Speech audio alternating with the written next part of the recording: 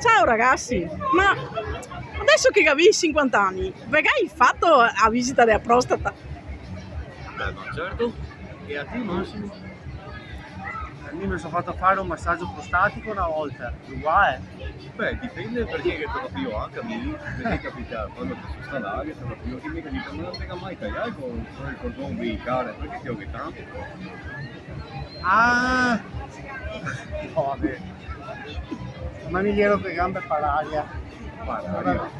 Guarda, No, tutte e tre. Sì, tutte e tre.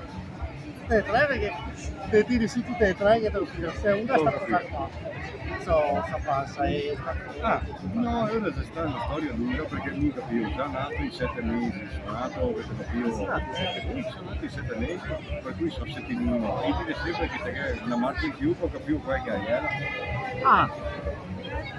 No, mi ho fatto bello comunque. Mi ho fatto fare il massaggio prostatico una volta e sta bello. Una volta sola perché non devi neanche farsi cacare che cosa fa. Ma da chi c'è?